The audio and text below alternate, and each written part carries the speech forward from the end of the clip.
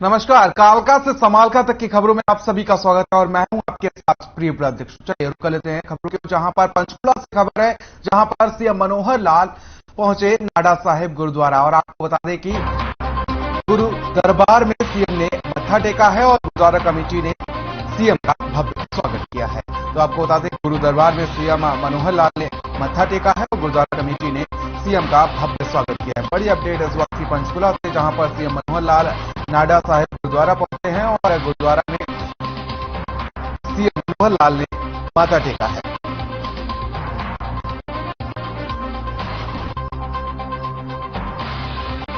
बड़ी अपडेट इस वक्त आपको बता दें कि पंचकुला से खबर है, जहां पर सीएम मनोहर लाल गुरुद्वारा पहुंचे और जहां पर उन्होंने गुरुद्वारा पहुंचकर गुरु दरबार में मत्था टेका है और साथ ही गुरुद्वारा कमेटी ने उनका भव्य स्वागत भी किया है। तो पंचकुला से खबर सामने आई, जहां पर आपको बता दें कि गुरुद्वारा कमेटी ने सीएम मनोहर लाल का भव्य स्वागत किया और साथ ही आपको ये भी बता दें कि नाडा साहिब गुरुद्वारा सीएम मनोहर लाल पहुंचे।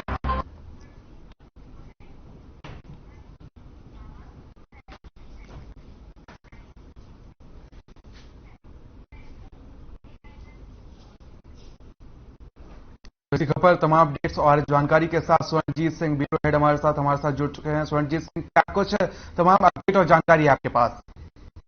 देखिए प्रियव्रत, जिस दिन से हरियाणा गुरुद्वारा प्रबंधक कमेटी को अब माननीय सुप्रीम कोर्ट द्वारा अलग गुरुद्वारों का रखरखाव करने के लिए जब से अनुमति मिली है, तभी से हरियाणा सिख गुरुद्वारा प्रबंधक कमेटी के जो प्रधान है दादूवाल साहब और भी सिख संगत जो है इस समय फूले नहीं समा रहे, और उसे देखते हुए प्रदेश के मुख्यमंत्री भी सिख संगत का कहीं ना कहीं बहुत ज्यादा सपोर्ट करते नजर आ रहे हैं। और इसी कड़ी में आज प्रदेश के मुख्यमंत्री नाडा साहब गुरुद्वारे में माथा टेकने के लिए पहुंचे और वहां पर उनका हरियाणा सिख प्रबंधक कमेटी द्वारा भव्य स्वागत किया गया और उन्हें किरपान और सरोपा पहना करके उनका स्वागत किया गया। और ये कहीं ना कहीं सिखों के बीच में, खास तौर पर अगर बात की जाए हरियाणा के सिखों के बीच में बहुत बड़ी बात है, क्योंकि पहले भी अगर आपको याद होगा प्रियव्रत, आज से 1.5-2 वर्ष पहले जब मनोहर लाल को लगातार सिख संगत से एक तरह से दूरी बनाने का प्रयास जो किया गया, तो उससे कहीं ना कहीं भरपाई हुई है।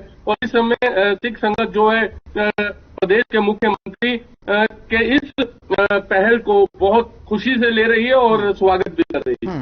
लेकिन स्वर्णजीत सिंह जी, जिस तरीके से बात की जाए और समझने की कोशिश की जाए तो आने वाले समय में हरियाणा में चुनाव हैं, तो ऐसे में पंजाब से लगा हुआ राज्य होने के साथ साथ यहां पर सिख वोट बैंक की तादाद भी ज्यादा है, तो किस तरीके से सिखों का जो वोट बैंक है उसको साधने की भी कोशिश की गई है आज के इस दौरे के दौरान, पंचकुला के दौरे के दौरान?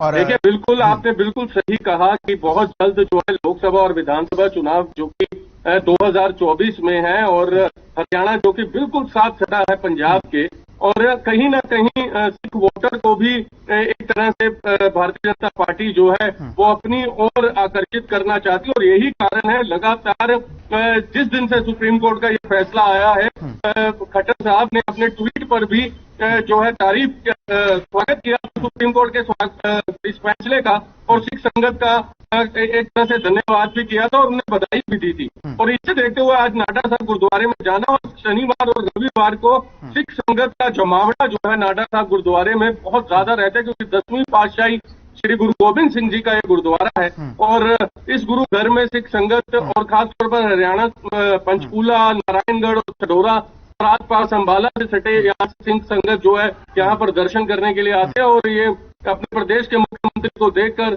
सिखों के मन में भी खुशी की लहर है, और इसे आप जोड़ सकते हैं कि आने वाले चुनाव में सिखों की जो वोट प्रतिशत है उसे कहीं ना कहीं भारतीय जनता पार्टी अपनी तरफ करना चाहती है। चलिए स्वर्णजीत सिंह, किस तरीके से आज का ये जो दौरा रहा, इसमें कौन कौन से अहम चेहरे सामने आए जिन्होंने सीएम का भव्य स्वागत किया? क्योंकि यहीं से जो आने वाले चुनाव हैं वहां पर टिकटों के लिए जो खींचतान है यहां से ही देखने को मिलती है, क्योंकि जो चेहरा सबसे आगे होता है उसी पर ज्यादा से ज्यादा कयास लगते हैं कि आने वाले समय में यही प्रत्याशी होगा। कौन कौन से चेहरे ऐसे थे जो सामने आए और भव्य तरीके से उन्होंने सीएम का स्वागत किया? देखिए प्रियव्रत, मुख्य तौर पर हरियाणा सिख गुरुद्वारा प्रबंधक कमेटी के जो अध्यक्ष हैं दादूवाल साहब, वो मुख्य तौर पर स्वागत करते हुए नजर आए, और नाडा साहब गुरुद्वारा प्रबंधक कमेटी के जो अध्यक्ष हैं वो भी मुख्यमंत्री का स्वागत करने के लिए आगे आए। किसी एक ने सिरोपा मुख्यमंत्री को भेंट किया और दूसरे ने कृपान देकर के उन्हें एक तरह से सिखों की जो प्रतीक है कृपान, 5 ककार हैं उनमें से एक ककार जो है प्रदेश के मुख्यमंत्री को भेंट करना, ये भी अपने आप में एक बहुत बड़ी सिखों की तरफ से भी पहल है और इसे मुख्यमंत्री ने अपने माथे पर लगाया और उनका धन्यवाद भी किया। तो इसे देखते हुए कहीं ना कहीं मुग्ध कर देने वाला ये दृश्य था और आने वाले समय में भारतीय जनता पार्टी के लिए सिखों का एक तरह से मैं ये कहूंगा जो सिखों का खिंचाव है वो भी बहुत ज्यादा बढ़ने वाला है, क्योंकि देश के प्रधानमंत्री की अगर बात की जाए तो वो चाहे वो दरबार साहब हो, गोल्डन टेम्पल हो, चाहे वो केसगढ़ साहब हो, कभी भी जाने का मौका नहीं छोड़ते। तो उसी तर्ज पर हम ये कह सकते हैं कि प्रदेश के मुख्यमंत्री भी नाडा साहब पर आज नतमस्तक हुए। बिल्कुल, बहुत बहुत शुक्रिया तमाम जानकारी के लिए, साथ ही हमारे साथ जुड़ने के लिए आपका। तो चलिए महेंद्रगढ़ से खबर है, जहां पर आपको बता दें कि महेंद्रगढ़ का लाल करण सिंह जम्मू कश्मीर में शहीद हो गया है। सीएम मनोहर लाल ने ट्वीट कर शहीद को श्रद्धांजलि अर्पित की है और सीएम मनोहर लाल ने लिखा कि इस दुख की घड़ी में पूरा प्रदेश शहीद के परिवार के साथ है। साथ ही सीएम ने शहीद की आत्मा की शांति के लिए प्रार्थना भी की है।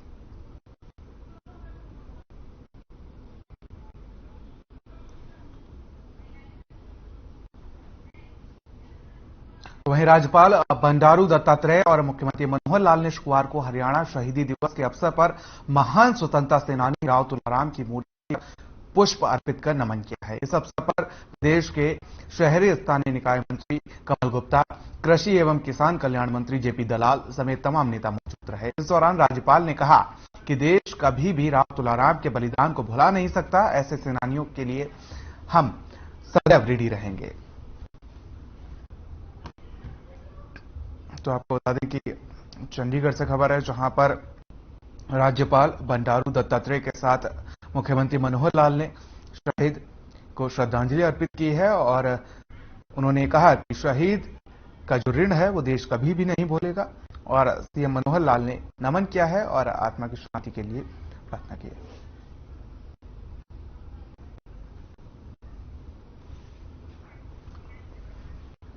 तो वहीं शाहबाद में धान खरीद को लेकर किसानों ने अपना धरना खत्म करने की घोषणा कर दी है, लेकिन इसके बावजूद भी धान की फसल की खरीद शुरू नहीं हो पाई है।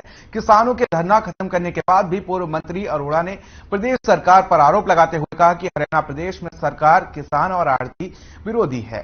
प्रदेश सरकार किसानों का नुकसान चाहती है। मंडियों में रखा हुआ धान लगातार बारिश के चलते बर्बाद हो रहा है, लेकिन इसके बावजूद भी धान की खरीद शुरू नहीं हो रही है। दिक्कत ना आए, व्यापारी को दिक्कत ना आए। आज ये सरकार जानबूझ के किसान को और आम जनता को परेशान करना चाहती है। सरकार द्वारा धान के लगाने की तारीख 15 जून निर्धारित की है। 15 जून के बाद आप धान लगा सकते हो। सरकार ही बीज देती है जो 90 दिन में तैयार हो जाते हैं और 90 दिन में अगर बीज तैयार होगा, 15 जून को लगी होगी तो 15 सितंबर से खरीद शुरू करनी चाहिए। परंतु सरकार है कि ये चाहती है कि लोग परेशान हो, किसान परेशान हो, किसान को किस प्रकार से लूटा जाए, क्योंकि किसान का धान मंडियों में आएगा, सरकार खरीदेंगे नहीं, फिर उसको कट लगाने पे बेचने पे मजबूर होगा। तो ये सरकार किसान विरोधी है। सरकार को चाहिए कि तुरंत जीरी की खरीद शुरू करे और इसके साथ साथ आगे से। वहीं हरियाणा के राज्यपाल बंडारू दत्तात्रेय ने शुक्रवार को ज्योति बेंदा और राजेंद्र कुमार को एचपीएससी के नए सदस्यों के रूप में पद और गोपनीयता की शपथ दिलाई। ज्योति बेंदा 2004 से 2016 तक शिक्षा के क्षेत्र से जुड़ी रही और वो 2016 से अब तक हरियाणा राज्यपाल अधिकार संरक्षण आयोग के अध्यक्ष पद पर तैनात हैं। बता दें कि राजेंद्र कुमार को शिक्षा के क्षेत्र में 28 सालों का अनुभव है। वहीं शपथ ग्रहण समारोह में मुख्यमंत्री मनोहर लाल, कृषि मंत्री जेपी दलाल, शहरी निकाय मंत्री कमल गुप्ता और मुख्य सचिव संजीव कौशल मौजूद रहे।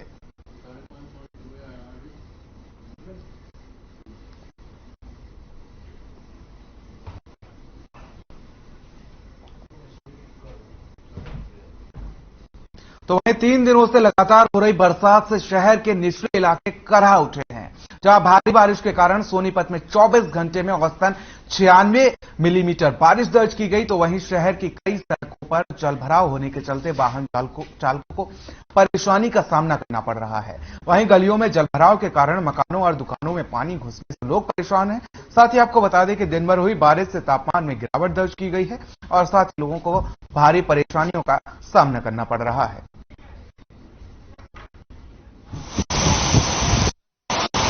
साइकिल तो चल ही नहीं रही है, पूरी साइकिल डूब रही है पानी में। कितने फुट पानी होगा? पानी 10-12 फुट, पूरा पुल डूब रहा है। 10-12 फुट पानी भर रहा है सारा। कोई निकल नहीं सकता, कोई निकल नहीं रहा। सारे बंदे लौट गए हैं, कोई नहीं आ रहा है। पानी ऐसे मेरी साइकिल डूब रही कितना। कितनी दिक्कत परेशानी उठानी पड़ रही है? दिक्कत परेशानी तो ये ज्यादा उठानी पड़ती है। निकलने का रास्ता है? निकलने का रास्ता तो है ही नहीं, बस पैदल आया, पैदल जाना पड़ेगा। कितनी देर बारिश हुई है? ये जो सुबह से चली हुई है। यहाँ काफी पानी भरा हुआ है। ये जैसे नीचे दिख रहा है, ये पूरा भरा है, कोई आ जा नहीं सकता है। इतनी परेशानी, सिर्फ ऐसे जाना है भीगते हुए, इतने कमर पर पानी में। लमसम इसमें तो 12 फीट है और बाकी जो ऊपर से रास्ता है उसमें से कम है। आज पूरे सोनीपत को जो है ना एक झील का रूप मिल चुका है और जिस तरफ भी आप जाएंगे, चाहे ककरोई चौक है, मैलाना चौक है, शनि मंदिर है, गीता भवन चौक है, सेक्टर 14-15 ITI चौक है, हर जगह बिल्कुल बुरा हाल है और कहीं भी पानी निकलने के निकासी का कोई भी साधन नहीं है। ये शनि मंदिर है जी, शनि मंदिर के पास है, अंडर बाईपास है। यहाँ सब जगह पानी पानी दूर तक भरा हुआ है। होगा ये 15 के करीब पूरा भरा हुआ है। हाँ जी, सब। तो प्रदेश में लगातार बारिश हो रही है और बारिश के चलते जनजीवन पूरी तरीके से अस्त व्यस्त नजर आ रहा है। फिलहाल यहाँ रुकेंगे छोटे से ब्रेक के लिए। ब्रेक के बाद भी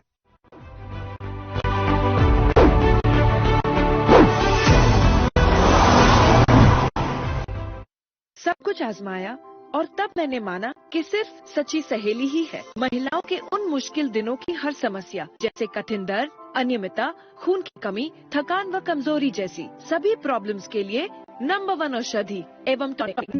Hey mom, hey, look, I can download a song really fast. I can make dosas faster. Must be joking. Bus, 3 easy steps. Mix with water, spread batter, fry. गाना डाउनलोड हुआ? नहीं, पर तब तक मैं इडली बनाती हूँ। हमने बनाया किड्स से। पंजाब है जसप्रीत का ठिकाना, मुंबई है आदर्श का आशियाना, केरल का गोविंद निवासी, कोलकाता में जन्मे है काशी। हर हिंदुस्तानी की शान, ARB बियरिंग्स, जोड़े सारा हिंदुस्तान।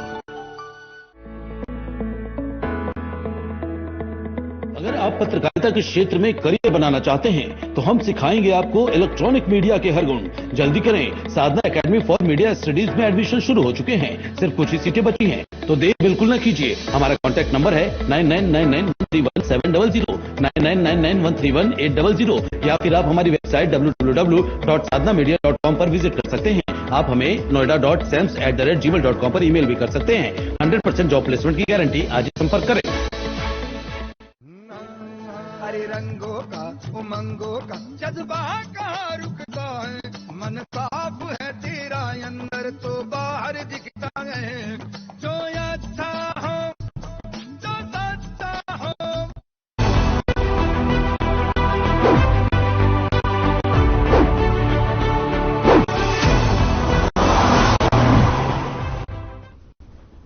तो ब्रेक के बाद आपका स्वागत है और रुक कर लेते हैं जहां पर आपको बता दें कि अंबाला में लगातार हो रही बारिश के कारण आम जनजीवन पूरी तरीके से अस्त व्यस्त हो चुका है। तो वहीं दूसरी तरफ किसानों पर मौसम की कड़ी मार पड़ी है। किसानों का धान मंडी में गीला होकर खराब होने की कगार पर है और खेत में भी बारिश के चलते किसानों का धान खराब होने की कगार पर है। बता दें कि धान की फसल पककर तैयार हो चुकी है और पिछले काफी दिनों से मंडी में धान की फसल लगातार आ रही है, लेकिन अभी सरकारी खरीद 1 अक्टूबर से शुरू होनी है और इसके चलते किसानों ने कुरुक्षेत्र के शाहबाद में रोड जाम किया। लेकिन किसानों और सरकार के बीच सहमति बन गई है। सरकार किसानों का धान खरीदने के लिए तैयार हो गई है, लेकिन किसानों का अभी तक धान भीगने से काफी नुकसान हो चुका है। वहीं किसानों ने मीडिया के सामने अपना दर्द बयां किया है और कहा कि पहले बीमारी के कारण धान की फसल खराब हो गई और उसके बाद सूखे की मार झेलनी पड़ी। वहीं अब लगातार बारिश के कारण खेत में भी धान की फसल खराब हो गई है। उन्होंने कहा कि सरकार उचित मुआवजा दे।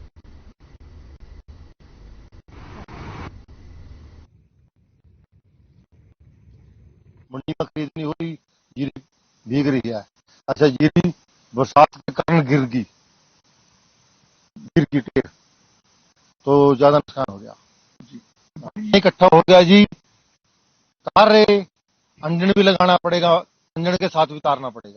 दोबारा आएगी यदि करेगी इतना तो टेढ़ी हो जाएगी, गिर गई जी। ये इतना टेढ़ी होगी जीरी, गिर भी गई। जीरी का तरह बात में कोई लाभ इसका कोई साधन नहीं है। नुकसान का जीरी हवा मानती आई है, उसमें जीरी की पक्की जीरी फसल है। बरसात में नुकसान हो जी, इतना बरसात खुलता नहीं, खरीद चला जो मंडी का पट्टी वो खरीदनी होती है।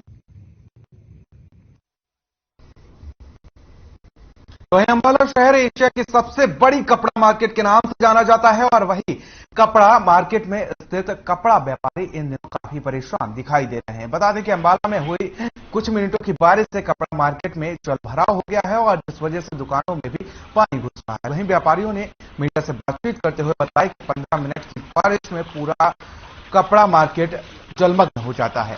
त्योहारों के सीजन में बारिश की वजह से लोग खरीदारी करने के लिए नहीं आ रहे हैं, जिसकी वजह से व्यापारियों को काफी नुकसान हो रहा है।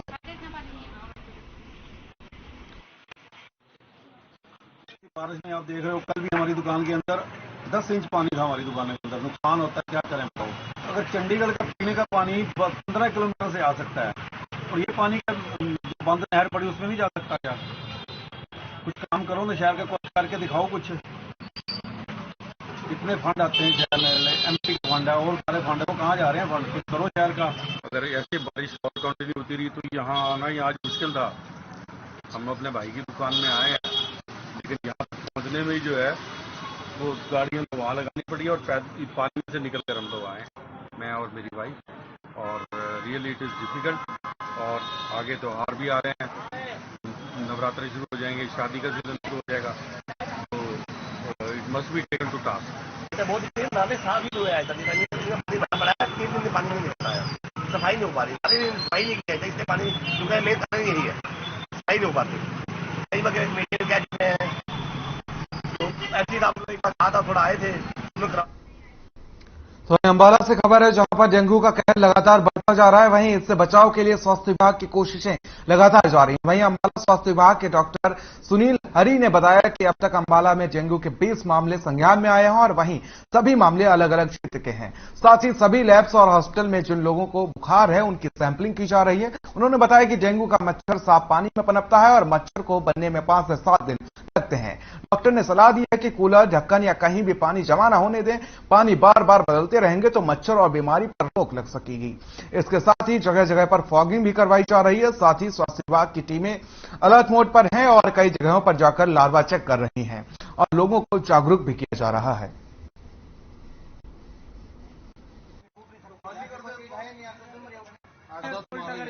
देखिए मैम, स्वास्थ्य विभाग पिछले 3 महीने से ही मतलब लगातार हमारे यहाँ सैंपलिंग हो रही है डेंगू के लिए। सभी स्वास्थ्य केंद्रों पर करीब हमारी जो छोटी बड़ी 40 संस्थाएं हैं वहाँ पर डेंगू के सैंपल हो रहे हैं और करीब हमारे आप ये लगा लीजिए कि अर्बन के अंदर जो है 60 जो ब्रीडिंग चेकर्स जो घर घर जाकर लोगों को समझाइश कर रहे हैं, एंटी लार्वल एक्टिविटी कर रहे हैं।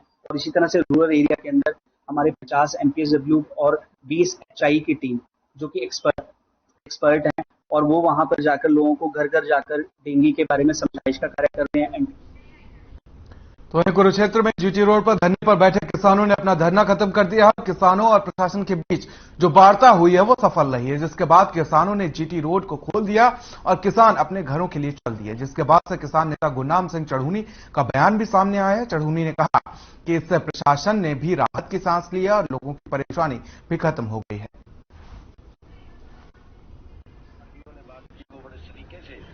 और बड़े सम्मानजनक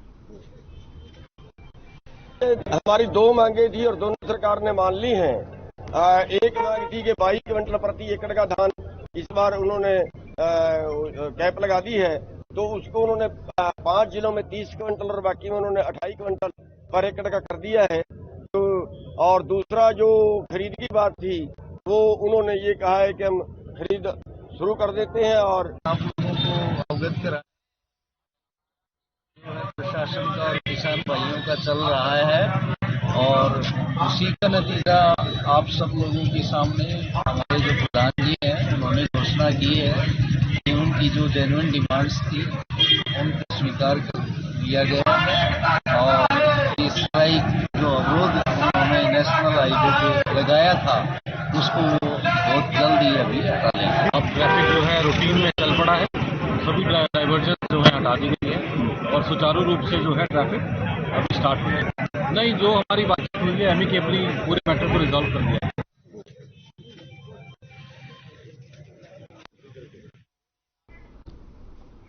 तो हिसार से इस वक्त की बड़ी और अहम जानकारी सामने, जहां पर राजनीति में उतरेंगी सोनाली की बहन, सोनाली फोगाट की बहन अब राजनीतिक विरासत संभालते हुए नजर आएंगी।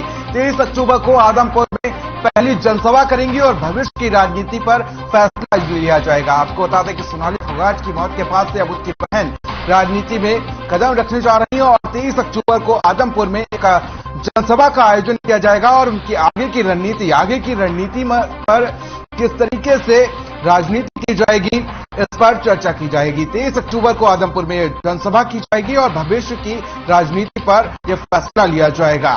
तो अब सोनाली फोगाट की बहन राजनीति में कदम रखने जा रही हैं और आपको बता दें कि राजनीति में वो उतरेंगी और अपने बहन की राजनीतिक विरासत को संभालती हुई नजर आएंगी। 23 अक्टूबर को आदमपुर में जनसभा का आयोजन किया जाएगा जिसमें आगे की रणनीति तैयार की जाएगी।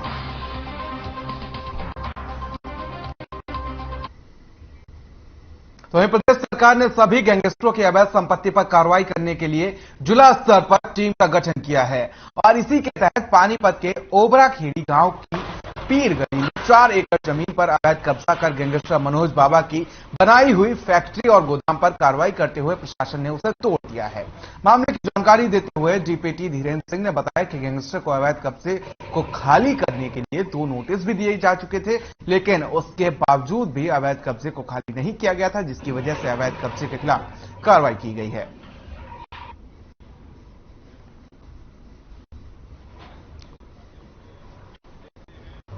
प्रॉपर्टी मनोज बाबा और उनके परिवार की प्रॉपर्टी है और मनोज बाबा के खिलाफ अभी आपराधिक मुकदमे दर्ज है, काफी मुकदमे दर्ज है और उसके ऊपर अभी 15,000 रुपये इनाम है और वो भगोड़ा है। अभी तक पुलिस के हाथ नहीं आया है।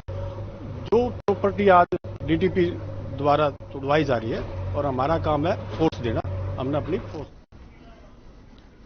तो वहीं कुरुक्षेत्र से खबर है जहां पर पुलिस के हाथ एक बड़ी कामयाबी लगी है। बताया जा रहा है कि पुलिस ने संदीप हत्याकांड मामले में 2 मुख्य आरोपियों को गिरफ्तार कर लिया है। जानकारी के मुताबिक पुलिस ने दोनों आरोपियों को इंदिरा कॉलोनी थानेसर से गिरफ्तार किया है। इस दौरान थाना प्रभारी दिनेश चौहान ने बताया कि आरोपियों ने पुरानी रंजिश की वजह से हत्या की वारदात को अंजाम दिया था। वहीं पुलिस की टीम ने दोनों मुख्य आरोपी रिंकू और घसीटू उर्फ सोनू को गिरफ्तार कर जेल भेज दिया है।